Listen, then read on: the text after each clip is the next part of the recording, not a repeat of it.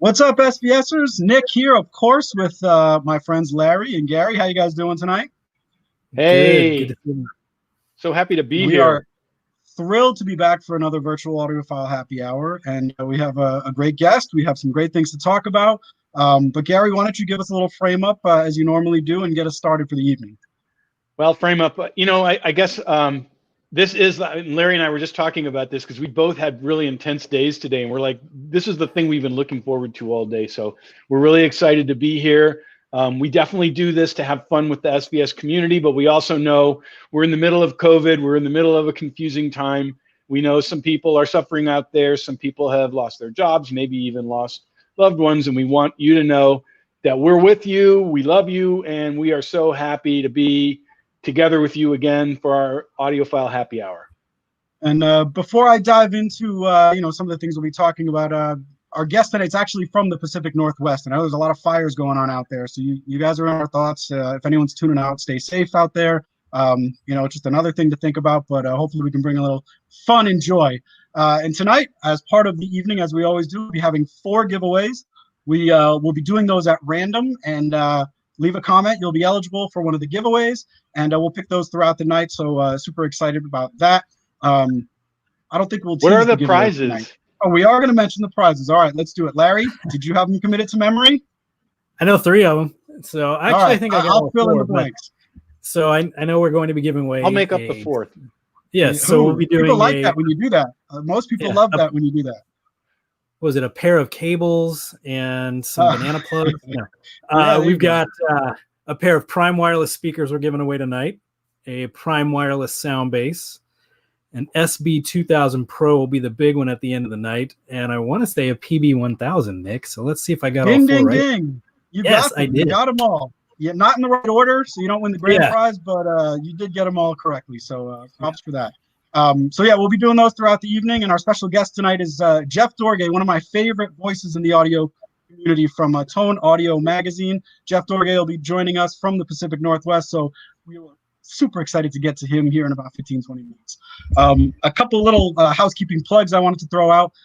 Larry and I will be appearing on the Daily HiFi podcast on YouTube this coming Monday with Joe and Tel, Techno Dad. There are a couple of the YouTube guys out there who are great for the audio community, so if you're there, 5 o'clock Eastern on September 14th, Monday, check us out. We'll be talking about whatever they want to, and I know it'll be a fun time. So it's a special day in the world of sports today. It's a sports equinox, and I don't know if you guys know what that is, but Larry, can you explain to the folks at home what a sports equinox is and why it's special? Yes, it's kind of crazy. So I'm glad to see all of you here hanging out with us for this. But tonight's opening night of the NFL. There's NBA, NHL playoffs, U.S. Open tennis, I think, is going on. There's some golf going on. There's MLS. I'm sure I missed something, but everything is happening at once. Oh, and baseball, and everything is happening at once. And it's never happened. Yeah. I don't know if it's happened really in our lifetime where this is happening with so much going on, with so many sports to choose from tonight. And so I brought out a goofy NFL Star Wars mashup shirt for tonight. So, and the Washington football team is currently tied for first place. So, and that's probably the last. Remember, I live in the DC area, so it's probably the last time I'm going to be able to say that. Hey, and the Cowgirls are 500 as usual, so there we go. Oh, you're going to offend a lot. Let's not forget the biggest fan base out there, Larry. Let's keep it nice for the early part here. But you actually were talking earlier about the sound quality with the NFL in certain sports, and you claim to be able to tell the difference between what the various networks and how they sound. Can you expand upon that and give us a little insight? And my wife hates that I noticed this too, but Sunday is a football day around our house and always has been. And I don't know if you guys are like me, you bounce around between them or you have your Sunday ticket package. And I can always tell when I'm on a Fox game because the crowd noise is kind of amped up in your surrounds. And you can hear some interesting commentary coming from those in the stands. So if you happen to have a game going at surround sound, you can totally tell when the home team is not doing what they're supposed to be doing because you hear it from the fans. But to me, I think the CBS broadcast always sounds better, but the Fox one is a little more fun if you want to get some more of the immersive experience like we're all after to feel more like you're there at the game. It's funny that you've figured out which of the networks have the best sounding. I always thought Fox sounded good, but maybe it's related to the local affiliate. Sounded bigger. It always sounded bigger. Yeah. Like, you were saying more effects coming from the outside, more voices, more, just going on. But not maybe as much clarity with the announcers, whereas CBS is more focused on that. So, hey, if anyone agrees, leave a comment. Let us know if Larry's talking out of his butt or not, because I tend to agree. I think we have some agreement there. Is there a specific sporting moment? I know the Super Bowl jumps to mind that has stuck out in either one of your minds about being a great experience at home that you've had, or is it just sort of one of those things that you enjoy, whether the immersive audio experience is there or not? And I'll kick it to you first, Gary. Is there an experience you can think about?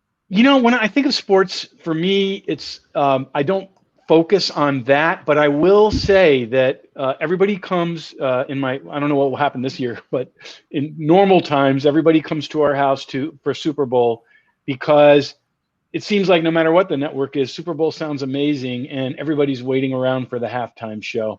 So I'm going to say Super Bowl halftime show sound quality. That's probably the thing that sticks most in my mind. Yeah, I think that's the easy answer, but it's largely true there. So that's this is not a sports talk show, so let's not go too far down that rabbit hole there. But I just think it was interesting. I mean, it's a rarity when you get this many events going on and playoffs and all at once. So there you go. That's our hot take there. And with that, I think maybe we should do our first giveaway. You guys agree? I'm in. Sounds good to me, sir. And then we'll talk about maybe some of the non-sports things that we've been watching, because I know we haven't gotten to that yet. Our first giveaway is going to be a Prime wireless sound base. It's a 300-watt 2-channel wireless amplifier with Bluetooth and Wi-Fi. A ton of great connections and connectivity options. Works with DTS Play-Fi. And our winner is Greg Murphy from YouTube. Congratulations. Our buddy Vince, working behind the scenes, is going to contact you and let you know about your Prime wireless sound base coming soon. Congratulations, Greg. So we had a question that came in last week that I thought would be interesting to address, specifically about subwoofer power and how the ratings are done. Basically, what the difference between RMS and peak power is. And Gary, I thought maybe you could give a little insight into that. I think it's important to understand. That's a great question and a really important question. The reason is that a subwoofer needs to have a massively powerful amplifier in order to move the amount of air that SVS subwoofers are known to move to create the bass, the deep low frequencies at the volume that the listener wants. In order to do that, you need to use a lot of power. But the thing is that that if you were using that amount of power continuously, your circuits wouldn't allow it.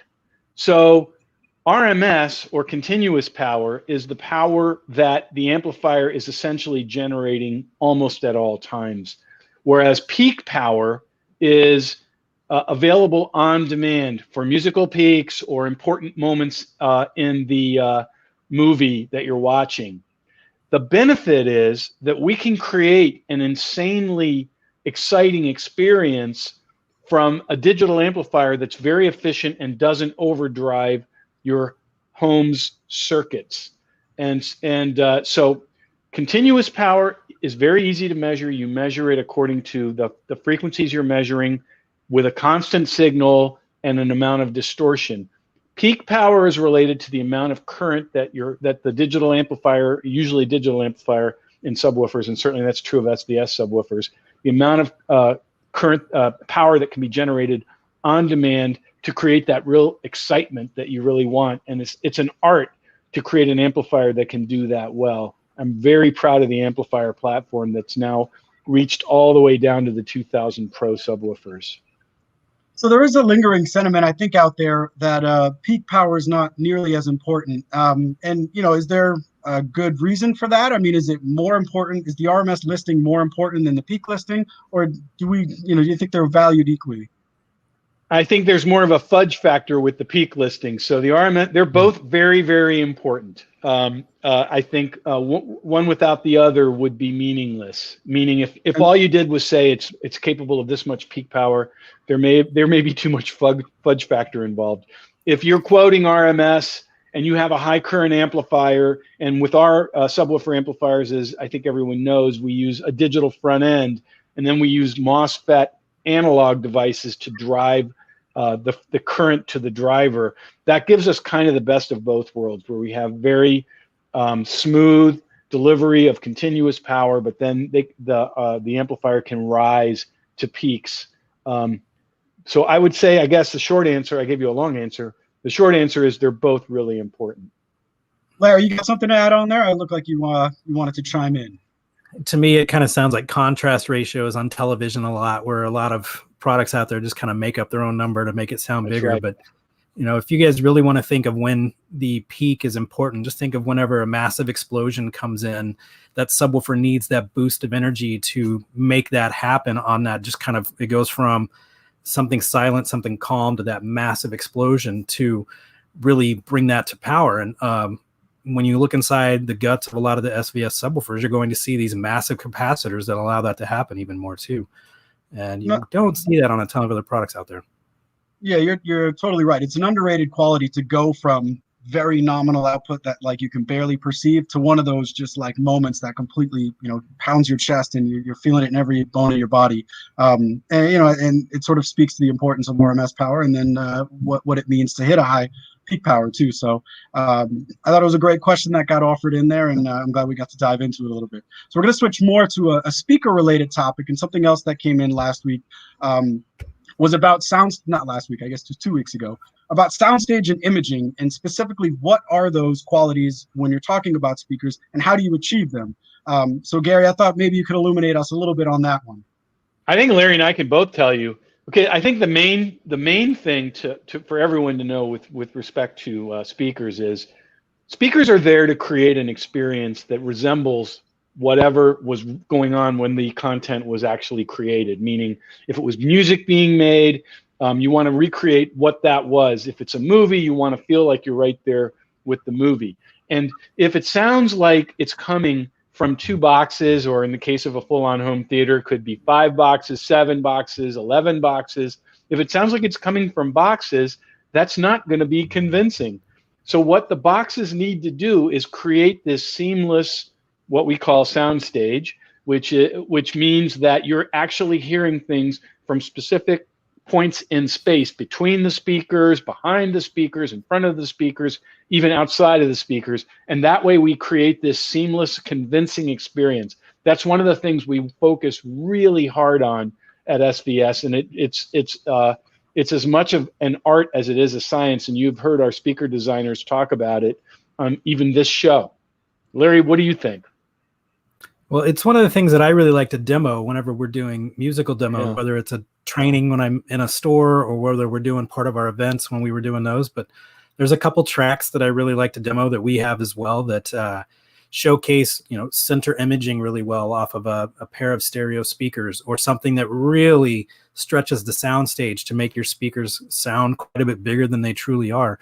And that's something that's really magical to experience at home whenever you realize, like, oh, I finally got it set up right. And I think all of you know what we're talking about there. Like, oh, that's it. That's the stuff. That's when it's what I was looking for. Could you almost say it's like a paradox? Like you buy your home theater that you've been wanting, you know, for however long, years, months, and you're looking at these beautiful speakers, and you're looking at the center channel, you're looking at a subwoofer that's such a cool, bad ASS looking thing. I guess I spelled it. But in the end of the day, that all those products that you love so much need to kind of disappear, and it needs to disappear into the experience. And that's what sound staging is all about. Basically, the experience coming forward and the products making the experience sort of, you forget they're even there. Yeah. No, I'm not embarrassed to admit the first time I actually knew and understood what imaging was at a trade show, because I had never set up my speakers correctly or had speakers that could actually achieve that in a 2-channel system. And it was like, I think somebody used the word illuminating or whatever it was. It just really sort of opened my eyes to, you know, how much it matters to have properly built speakers that are properly set up. And I did cut you off there, Larry. You can add something on? I was gonna say, my wife and my oldest son hate it sometimes. I bring them in here and I set them here to listen to see if they get what I'm trying to show them with the imaging and just how big the soundstage is coming off the Prime Wireless here at the desk. I found a few tracks that really illuminate this room. So, I would say that there's a lot of reasons why one speaker image is better than the other, and it really is related to the engineering and then the build quality of the crossover and the drivers. Because imagine you have this speaker and that speaker, they're the same model, they're the same exact product supposedly, but if the drivers and the crossover aren't built to very close tolerances, the highest quality, then the chances of them being in perfect synchronization with each other are lower. Our stuff is built to as we always say, and Nick says don't say it too many times in the show, we're not trying to do an SVS infomercial here, but the point is, if you build to very, very close tolerances, then the speakers are in perfect synchronization with each other, and that's how they create that believable soundstage. And that sort of stole the thunder of the question I was going to ask next, which was really like, what do you need to do with the speaker to make sure that it has a rock solid pinpoint soundstage as well as that sort of convincing image? I think you hit some of those points, but was there anything else you wanted to add on as far as any speaker, what they need to achieve in order to have those two qualities? Well, your point is very valid, and we say this all the time. It's not something we control from the SVS side. The first point is you have to make a product that's capable of delivering a phenomenal soundstage, and that means a very well-designed, full-on speaker ecosystem, a crossover that's carefully designed, but also with very high-quality components, so there's no smearing of detail. And then, as I said, high-quality drivers that are built to very close tolerances. Those are basically a lot of different design elements that allow two speakers to create a convincing soundstage. But then to your point about the room is a really important part of that. And so one of the things we preach is do spend some time with the placement of the speakers. See if you can pull them away from the wall a little bit. Do a thing which we call the industry calls towing in, which means angling them towards the listening position a little bit so that they have that. You'll feel when you do it right, all of a sudden everything seems to come into focus in a sonic sense. And when it's wrong, even if the speakers are great, things seem a little bit diffuse when they're not supposed to. So take a little time and get that focused sound, and you'll thank me later because it'll make these experiences that much more convincing. I thought that was a solid explanation there. And I think it's time for another giveaway before we get to our special guest. So for this one, we are giving away our PB1000 subwoofer. And the winner of this comes from Facebook. It's Sarah Bruno. Sarah Bruno, PB1000. Congratulations. Congratulations, Sarah. I always see her comments, so I know it was random, but I'm happy that she won. Congratulations, Sarah. And there may have been some confusion on the previous giveaway. I saw was it Greg or Craig? It was Greg with a G Murphy from YouTube. Greg with a G. So congratulations, Greg and Craig. I'm sorry. Keep commenting. You might hit the lucky shot today as well. So with that, I thought we would bring in our special guest now. This is, as I mentioned, one of my favorite voices from the audio community. He is the editor and publisher of One Tone Audio magazine. There he is. Mr. Jeff Dorgay. Jeff, how the heck is it going tonight? And it is a happy hour. What are you drinking? I am drinking. I'm drinking, I thought appropriate to the current world situation. I'm drinking a can of F-Bomb IPA. Thank you for, censoring yourself there. This is a family show, so I do appreciate that. And, and oddly, living in the Northwest where, especially Portland is just across the bridge for me. I'm in Washington State.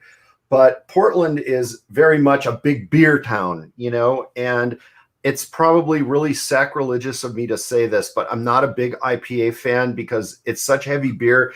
It always feels to me like you're drinking a pureed loaf of bread. But this is pretty light as far as IPAs go. So, there you go. They can be hit or miss. I will agree with that. I'm not a big IPA drinker. As people know, I like my bourbon. And tonight I'm having, don't tell anyone, kombucha and vodka. But, you try all different things and try to stay happy. But I know people are going to be interested. We like to ask all of our guests, what have you been listening to recently? Has there anything stuck out, whether old albums, new stuff on, TV streaming that you've checked out that's worth recommending? Well, oddly, I've been listening to, we're right at the deadline for issue 103 right now. And typically what happens at the beginning of a 6-week issue cycle, when I'm creating all the photos, editing photos, starting to kind of put the Legos together, I listen to a lot more metal, a lot more really hard driving stuff. And then kind of middle of the issue, when I'm fine editing copy, I'm listening to more jazz, because it's hard to edit other people's words when other people are screaming at you. When you're listening, I know the feeling. Pantera and edit copy at the same time. And then now we're right at the final stage, and everything's real meticulous fine tuning. So I've gone back and I'm listening to a whole bunch of ambient stuff. So I'm actually listening to a bunch of old Brian Eno ambient music for airports, music for films. That is my classical for studying. That's exactly what I listen to when I'm doing newsletter stuff like that. It's a similar approach. You got to have the ambient music. Yeah, and there's a great, you can find it on Cobuzzer Title. Eno did a great bit back in the 80s. It was called Tuesday Afternoon, and it's just one. Okay, it's just one 65-minute track. And if you ever have insomnia, it's a great piece to just gently put you off to sleep. It's pretty cool. So there you go. Great recommendation there. Can you say that again? Recommend it again. What's the name? Brian Eno. It's called Tuesday Afternoon. Tuesday Afternoon. There you go, Insomniacs.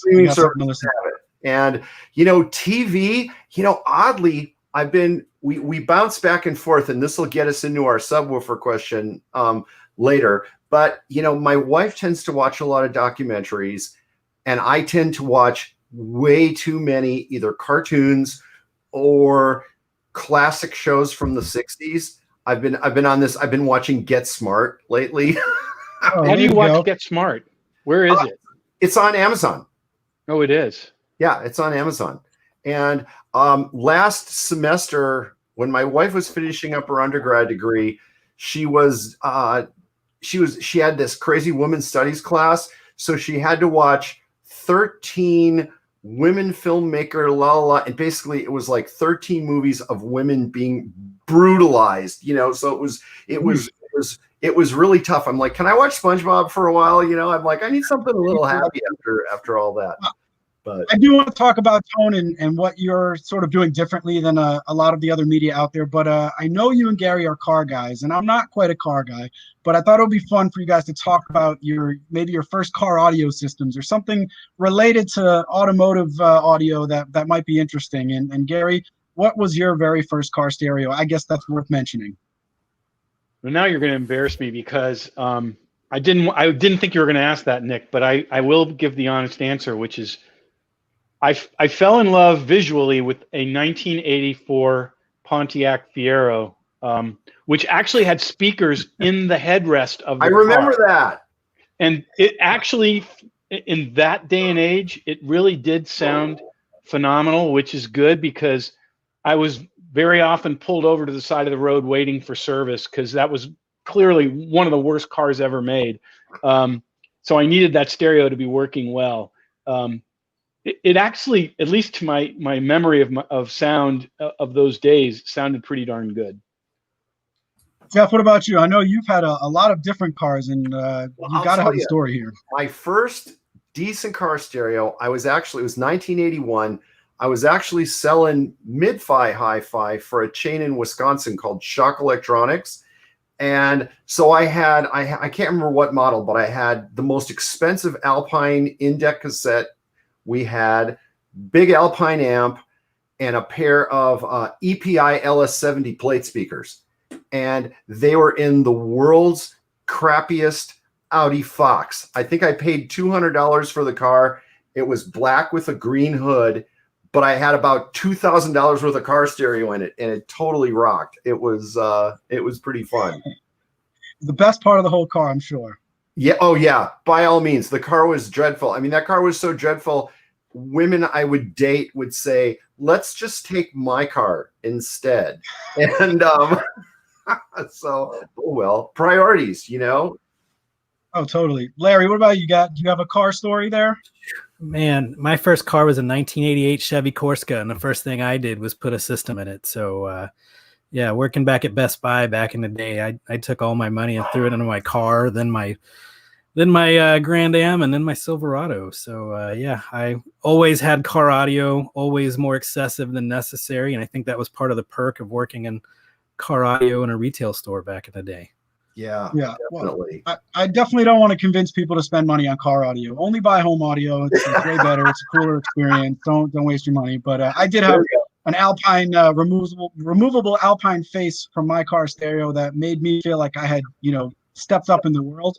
But the speakers were just nothing on my '93 Dodge Aries. So it wasn't. The removable wasn't faceplate was such a scam, because as soon as you knew that you looked in there and you saw that, you knew it was a high-end stereo, and you knew the person just put the faceplate in the glove compartment. So it was ripe to be stolen. Yes. Agreed. Well, all right. Oh, go ahead. Sorry. No, I was going to move on. If you have something else with car audio, you're right. We don't need more car stereo. We need more home stereo. So there you go. Let's get back to that. I mean, I want to give you a chance to talk a little bit about tone audio, because I've been reading it for a very long time, so I've sort of seen the evolution through the digital age, and I want to give you an opportunity to sort of talk about it's more of like a lifestyle approach and just some of what you're trying to accomplish with it. Well, can I also ask? Was this your hobby first or your job first? No, I think I know the answer. I mean, I've been an audio consumer all my life. I mean, when I sold mid-fi from 79 to 81, I had just gotten out of college, and a guy came in our shop one day and he said, "You guys, all this stuff in your store sucks. You got to see this place down the street." And a dealer that's still there in Milwaukee, Audio Emporium, I went down there, and that's when I got exposed to Magnapans and Martin Logans and Mark Levinson and all of that stuff. And I promptly sold my giant system. I think I had a Phase Linear 700. I had some ESS AMT towers, the old M&K subwoofers, Techniques 1200. And I bought a pair of Magnapans and a Riga turntable and a Conrad Johnson preamp. And I was Mr. High End from that day on. And I've always been I've always spent an extremely disproportionate amount of my living on my hi-fi. And so did you get the job originally to support the hi-fi habit, or did you just end up working there because of chance luck or something else? No, I really wanted to work. I always wanted to work in a stereo store. And when I was my last year in college, oddly, here's a good one for you. My last year of college, the mall that I worked in, I was working at a department store, which became the May Company. I was selling women's shoes. And that was the most bizarre job ever, because A, it paid really good commission. And B, we can't go into this here because it's a family show, but it was kind of one of those, dear Playboy, I never thought this would happen to me, but I always wanted to work in the stereo store. And I would always go on my lunch break down to the stereo store and say, "Hey, you guys should hire me. You should hire me." And I said, if I can sell women's shoes, I can sell anything. And so finally they gave me a shot, and that's how I got the gig. And the rest is history. And I mean, tone came, really kind of by accident. I spent my life as an advertising photographer. I did work for Ducati, Porsche, Chevrolet, Miller Brewing Company. I mean, that kind of thing. So I was always an advertising photographer. And back around, I'm going to say 95, 96, when large format digital printing first came online, I started working with that. And I was asked to do an article for a large format printing magazine called Digital Output. They asked me if I'd write camera reviews for them because they lost their guy. And I was like, hey, I'll give it a try. If you like it, pay me. If you don't like it, no harm done. And they kept me on. And before I knew it, one person, it's just like the hi-fi industry. Everybody knows everybody. And before I knew it, a year later, I was writing for, I think, about 16 camera magazines. I was writing for Macworld, CNET, Rob Report, you name it. And so then I kind of thought, you know what? I've always wanted to write for Stereophile or The Absolute Sound. And I mean, I've been a Stereophile subscriber since I was 14. And so I sent a letter to John Atkinson and to Robert Harley. And Robert Harley replied, this was, I think, around 2002. Robert Harley replied, he was very nice. And he said, hey, we'll give you a shot. And so I wrote for Task for about a year. You were doing reviews at that point, and is that correct? And I think that I was interested, to sort of explore the role of an audio reviewer, because I think there's expectations that some people have, and then there's expectations that the reviewer has. So I'm curious, as a reviewer, one, what do you feel like the role is all about? Like, what is your job to do as a reviewer? And then second, is there advice that you can impart upon people getting into the hobby that, being a reviewer sort of helped you with? Well, here's the thing. I mean, fortunately for me, by the time I actually was reviewing gear for a living, I had gone through 30, 40 amps, tons of preamps, tons of gear. So I had some background, I had some insight, so that really helped. And, honestly, what I wanted to do with tone, which I think we've done, that's, this may or may not anger other people, but what I really wanted to accomplish with tone is, rather than, really be, Mr. Know-it-all in high-end audio, because nobody knows everything. There's too much stuff out there. I really look at my role here doing this. I think a good hi-fi reviewer really is like a good concierge in a hotel. You guys know, you travel a lot, or we all used to travel a lot. I mean, you get in, you're in a strange place. It's 7 o'clock at night. You're tired. Hey, where do I get good Chinese food? Hopefully the concierge behind the desk says, hey, here's a place I always go. Tell them I sent you. Is that the ultimate Chinese dinner? No. Will that help you accomplish getting a good dinner tonight? Yes.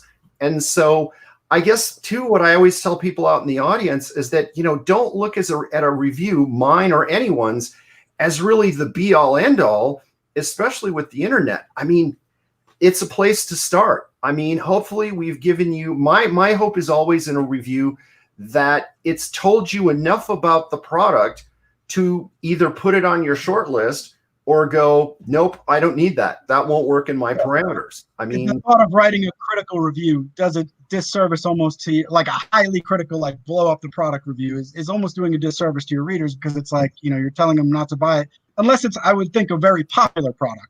That's like, okay, the buzz around this is sort of, not what you think it is. But it is an interesting, dynamic that you have to work with there, with people's expectations. Sure. Well, plus, I think what Jeff does is he paints a picture of the totality of the experience of the product, which might be perfect for one person, but not necessarily for another. So if you're comprehensive and you really paint a picture of it, two different people reading the same review, one could say that's perfect for me. The other one could say, let me take a look at some of those other reviews. Well, and that's always my hope too. I mean, again, if we've written a review about your product, and somebody reads our review, they go, hey, mate, oh, that's that subwoofer that everybody at Digital Trends liked. Or, hey, that's that subwoofer that, somebody at CNET liked. Maybe I should buy one of those. And to tie back to your earlier sports metaphor, sometimes we make the shot, sometimes we make the assist. And, but again, I really feel that at the end of the day, my job is not to tell you what I like or what I would buy. My job, it's like sales 101, qualify the customer. It's like, what's going to solve your problem? What's going to work the best for you? Because I have the stuff I like. And I try to reveal my personal biases as much as I can so that my readers know where we're coming from. But at the end of the day, that's not our job. Our job is to help you. It's almost like, if you go into again, before all this happened, if you go into a high-end men's clothing store like Nordstrom or Barney's or something like that, once you've bought a couple things, you get a personal shopper, and that guy or girl knows what you like and what you're looking for. And you walk in the door and they go, Gary, we just got, 3 new suits by this guy, and I know you love his stuff. That helps save you time. And that's really what we're trying to do, because there's so much stuff out there, I think that's a good segue to, people just getting started in the hobby. Obviously you had your start in a particular way. I think different people get into it for different reasons, but what advice can you impart to people who are just maybe now starting to explore hi-fi and, the benefits? Start somewhere, start somewhere. And wherever you start, that's okay. and then get some experience. I mean, just like with your stuff, you know, get a $500 pair of SVS speakers and an amp and a CD player or a streamer and start there. It's okay. And don't be discouraged by what people tell you on the internet, because everybody will tell you you made the wrong choice, right? And I mean, you've seen the comments. Well, if it's not their choice, if it's a different choice than Right. theirs, then chances are it's the wrong choice. Yeah. So get a product, get a couple of products from a reputable manufacturer and start your journey there. You know, it's okay. Larry, I want to know your thoughts on this. I mean, you don't have the typical hi-fi perspective. You're coming at it more from the movie perspective, but you've got to have some advice, having worked and trained people to basically give this advice. Yeah, and like you said, piecemeal it together is what I normally tell people. If you're not ready to dive headfirst into an entire system, start with a good receiver that doesn't break the bank. Start off with just 2 speakers and then kind of go from there. I started with a home theater in a box, which I'm sure a lot of you did back in the day, and you get a 1 box, it's a receiver and speakers all in one. And we've got a solution that works there too. You just need to get a receiver. So there's a lot of opportunity to jump in there, and you don't always have to do it all at one time. And I think that's where one of the big misconceptions comes with this hobby, this category, is that it's unbelievably expensive, and it's really not. It's one of our mantras is we want to be attainable by so many more people and bring more people into the hobby, but you don't have to do it all at one time. And I think that's where people get scared and take a misstep. So Gary, I know you have like 5 different SVS systems throughout your house, and Jeff actually has an interesting scenario going on in his house as well. So I would like to just share a screenshot real quick right here. And Jeff, can you maybe tell us what we're seeing in this picture? That's the 2000, right? Because I see 4. That's the 4. Okay. But don't sell the people short. Please. I'm a little dyslexic, so I always forget the numbers and names on everything. So pardon me for that. But on the other side of the bedroom, we've got a pair of Totem powered speakers that have a 0.1 LFE channel out, and it's a small room. So everything was at I think we've got a 70-inch screen at the end of the bed and the two speakers out. And again, my wife, who when I met her 8 years ago didn't care at all about sound, has gotten incredibly particular now that she's been immersed in it for so long. And we were sitting there watching some movie, and she goes, this sounds okay. She goes, it just doesn't have any bass. It doesn't, the explosions don't go boom, and that's a keeper right there. That's what we call a keeper. Well, so that's when I called you and said, hey, man, can I review one of those big cylinder subs? Because evilly, I knew that would be perfect for the bedroom system. And, it works so well because, again, with your app, with all the DSP, I mean, normally you couldn't just throw a speaker like that in the corner of a room and get good results. But thanks to, your DSP, and it's so cool to be able to program it from the phone, an hour's worth of dialing that in, and I got it to integrate perfectly with the mains. And, it's a pretty rocking little system for a 12 by 14 foot bedroom. And I mean, is there any that's a rocking little system for a 12 by 14 foot bedroom. May I repeat that? I mean, you've got one of our largest subwoofers in your bedroom. Well, is there any particular moments, any moments you can remember that it really came to life and sort of maybe spooked you a little bit? You got some of that magic fingers effect, maybe. Well, what was it that we just watched? Oh, come on. What was I just, I'm drawing, it's like when you go in a record store and they ask you what record you want to buy, and you walked in the door with 20 records to buy, and then you forgot all of them. It was, you know what it was? I was watching the Ayrton Senna documentary, that Formula One driver, and the track scenes, the racing scenes when the cars came roaring past with those big V12s really sounded cool. And, I love it. You need a subwoofer to replicate a Formula One. Yeah. Car. Well, and one thing too, I don't know if you guys agree with me on this or not, but one of the things I really think about that a lot of people don't understand is that a properly integrated and set up subwoofer in a 2 or in a multi-channel system really adds a lot more depth to the whole image. It's not just the bass. When you get that foundation under the music, even your mids and stuff have a lot more depth and a lot more texture to them. And so even when I'm watching something crazy like Family Guy, you know, and you hear all the tinkly little stuff that goes on in the soundtrack, you know, when you shut the subwoofer off, that stuff goes away, even though you don't think there's any low frequency content there. So again, it really does give a lot more perspective, sonic perspective, dimensional perspective to the whole setup. I think a subwoofer can get a bad rap in the audiophile community, and rightfully so, when the subwoofer isn't doing its job correctly, when it's smearing detail, when it's boomy, when it's not accurate. But if the subwoofer does, and you know, we did this just a couple shows ago, so I won't do it again, but if it does all those things right, of accuracy of frequency response, speed and transients, low frequency depth, and not airing by delivering high frequencies it's not supposed to, then I think it can be a really high-end audio experience. Well, it's like when you guys, before you had me on, when you were talking about speaker placement and speaker setup, my thing with subwoofers, to everybody who says you shouldn't have a subwoofer or that's not whatever, when the sub is set up correctly, you can't place it. That's when right. It's set up right and it's doing its job, 100%.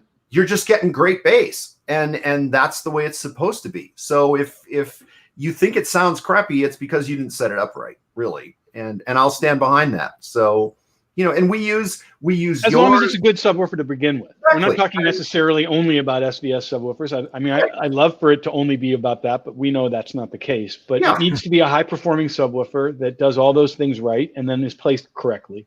Yeah, and you know, and again, with you guys having the app on the phone, I mean, it doesn't get any easier than that. Yep. So, I mean, it's so nice that you can just sit there and you know, and if depending on how OCD you are, that'll either drive you to madness or it won't. You know, it's right. So Gary mentioned the audiophile community and how, you know, it hasn't always embraced subwoofers, or you know, is there still a lingering sentiment, would you say, with that, or has that completely gone away now? And I mean, did you become a subwoofer guy at one point, or, you know, did you have full range only? What has been your journey there?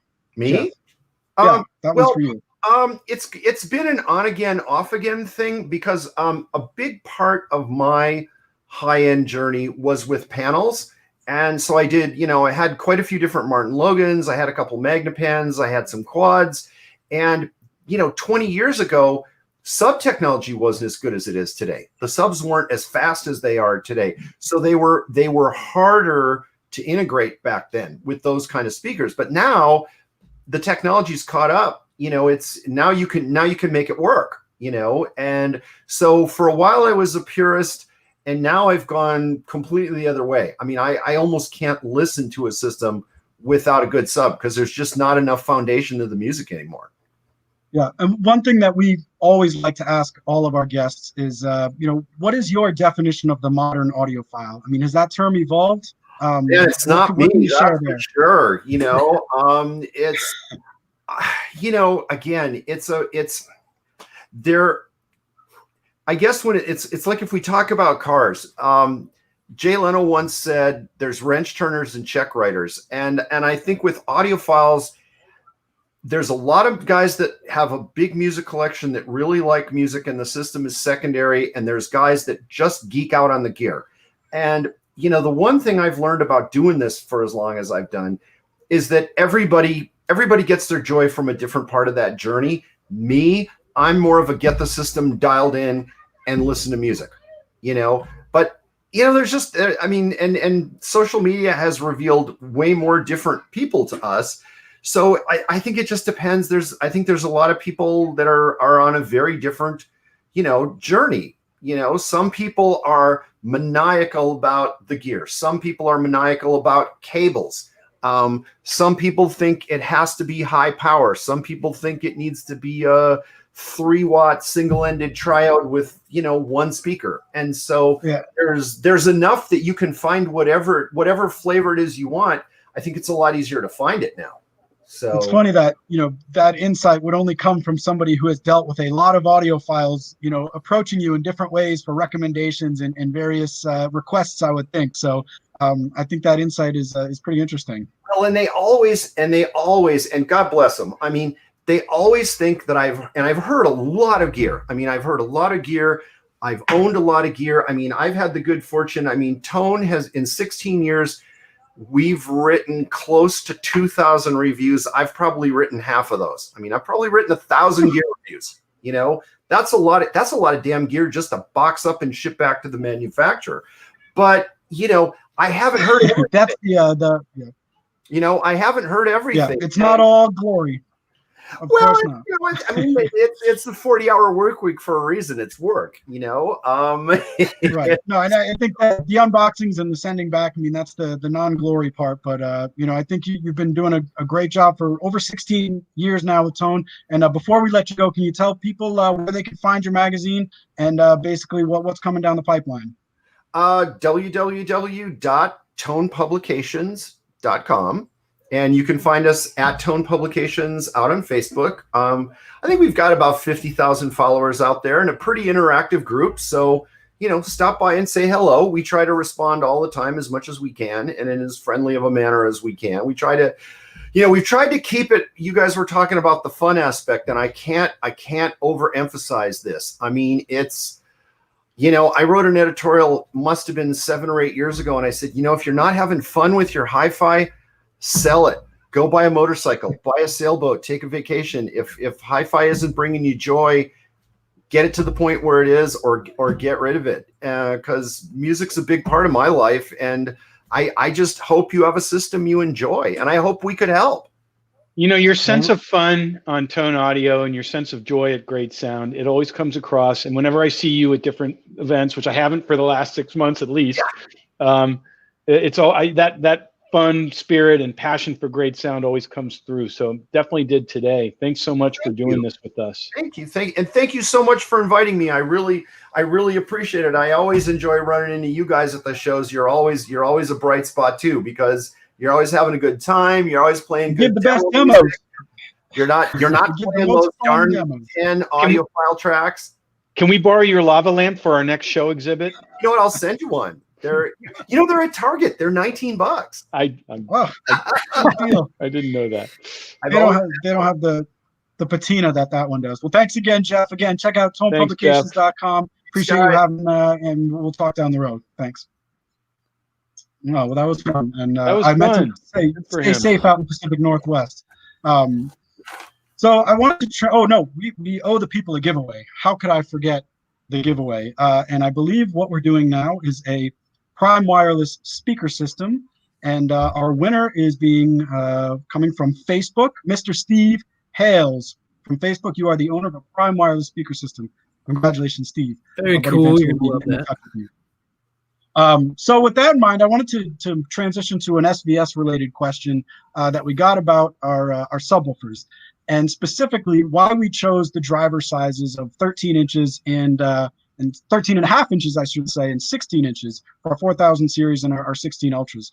Gary, can you give a little bit of background and sort of what led up to that decision and why we have that as our current driver size?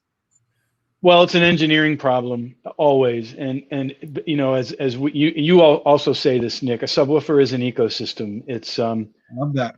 It's the cabinet, it's the cabinet configuration, it's the driver design, which includes things like voice coils and cone material and surround, and then of course the amplifier, the DSP. So I guess what I'm saying is, you kind of go back and forth in an engineering sense, and you figure out what is the optimal driver size for this driver with this voice coil design, with this amplifier, with this size cabinet, and you come up with these things to optimize the experience of the listener. So it's not by accident that these things happen. The typical subwoofer of the olden days was always 12 inches. We obviously have some 12-inch drivers as well. But sometimes when we're trying to push the envelope of what's possible, we fool around with a sort of a give and take between amplifier, DSP, and the frequency response curve, and the cabinet configuration, and of course then the design of the driver, and you kind of come up with those sizes. That's interesting. Larry, do you have anything to share with us about driver size with subwoofers and sort of the decision making there? Well, I wasn't a part of it, but I also think that you're more a part of it these days than you used to be, Larry. Yes, that's very true. I'm getting involved in a lot more of that stuff, which is really cool. But you know, if you look, our stuff stands out regardless of whether it's a 12-inch sub sitting next to a 12-inch sub or a 13.5 sitting next to a 15. Our product tends to have a different look than a lot of the other ones out there, and I think that's also part of the drive. And then you look at the 16, especially that PB16. It's just a beast whenever you walk into a room and see that, whether it's in a retail store or somebody's home. Well, one thing I will say is we always say to ourselves, we're not going to start with what everyone else is doing and sort of start there and then work out and try to create an SVS product from that. Instead, what we do is sort of focus on what would be the best experience for our customers, for our end users, for the listener, and work from there. And it means that we end up with stuff that's totally different from other brands. And I mean, that is really a decision not to be different, but to start with what we think would be best instead of what other people have done. Yeah, and I think PC 4000 in the bedroom notwithstanding, there is a mentality, and I actually saw a couple comments where it's bigger is better. It's always bigger is better when it comes to subwoofer drivers. And, you know, that's not always true. I think there's you know, other factors that play into it, where if you're just looking to move the most air possible, yeah, I guess bigger is better. But, you know, for all the things you mentioned about accuracy and frequency response and speed and transient, to be able to have control base, you know, you lose a little bit of that when you get too big. And, you know, so I think it's that happy medium that you have to find between, you know, both the output and how much you can actually create with the amplifier, and then the size of the driver being able to control it. So, well, and I will say this may seem counterintuitive, but it's true. An 18-inch driver with the wrong cabinet configuration, with the wrong amplifier, will actually have, forget about accuracy and all those other finer points. It will actually probably have less output and less low frequency extension than a well-designed 10-inch subwoofer. I know that sounds very counterintuitive, but I'm telling you, it's true. And if we ever get back into the show world and showing people things live, I could prove it. That's a hot take. Deeper low frequency extension from a 10-inch driver than an 18. Well, that is something to ruminate on. It again, it depends on what the driver design, the build quality of the driver, the cabinet configuration, and the quality of the amplifier. Well, I can tell you, I was in a retailer, well, when we could do this a year ago, and they brought in PB1000 and PB2000 and SB2000, and it was guys that had never heard our stuff before. And we set up in their room that had another brand of stubs, and they had a 15-inch ported sub from that brand. And the PB1000 and PB2000 and the SB2000 all pressurized the room more significantly than the larger driver did in that space. Also, PB1000 is a 10-inch driver. Yeah. But, you know, and this was an interesting discussion, you know, when we designed the PB1000, which was at the time, the output was actually going to be greater using a 10-inch driver than a 12-inch driver. That sounds crazy, I know. There were a lot of reasons for that, because we knew we didn't want to make a cabinet of a certain size. We had a certain amount of amplifier power. And these are the kinds of considerations that you make when you work with engineers that are really passionate about just creating a great end user experience. Yeah, I would totally agree. And Larry, I am going to kick it to you for a discussion about what you look for in movie demos. So start thinking about that. But before I do, last broadcast, I guess it was 3 weeks ago, we actually did a playlist again, and our community came through big time with songs that immediately when you hear them, they make you want to crank it to 11. So I'm posting the link right now in the comments here, so you'll be able to see it fly by. We'll also be sharing it on our social as well. But 6.5, 7 hours of just tunes that you just want to crank up past 11. We have some Helmet on there, some Cranberries, there's some Wiz Khalifa, Outkast. There's a good mix, Jimi Hendrix. Taylor Swift. Thank you guys. I'm not sure if I saw Taylor Swift on there, but you know what? We can add in after the fact. Nick recommended Hanson's Bop, and I know that's man, I can't help. I definitely, my guilty pleasure is LMFAO, so you know I'm not ashamed to admit that, but I never got down with Bop. Hey, so, we never talked about what we're listening to.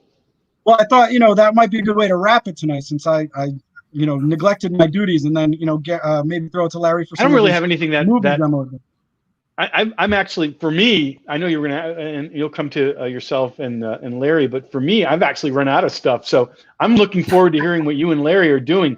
I'm actually rewatching Game of Thrones and HBO Girls, but there is one show that I found that I think is really cool, which is just wrapped up its first season, which is HBO's Watchmen, which has the soundtrack from Trent Reznor and Atticus Ross, and it's really good.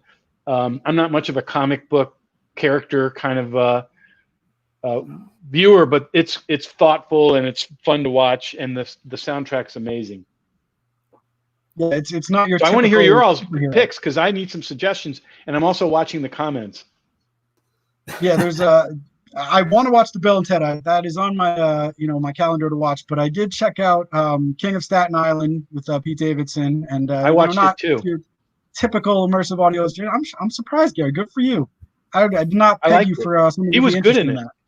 Yeah, it was. That was my date night with Sylvia.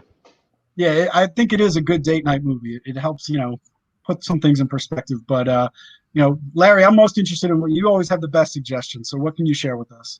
Well, as far as what I've been watching recently, I've been doing the Hard Knocks on HBO and trying to get somewhat ready for the football season. But I spent my Saturday watching season 1 of Cobra Kai. It was just a nice way to chill and kind of get out of my head. You've seen that in the comments here in the last couple of weeks. It's nostalgic. And, being an 80s guy, and I still have my Golf and Stuff cup here. And season 1 went back to Golf and Stuff, and it was awesome. And I love seeing that and some of the throwbacks to the – if you don't know, it's connected to Karate Kid. And it's kind of a reading of it.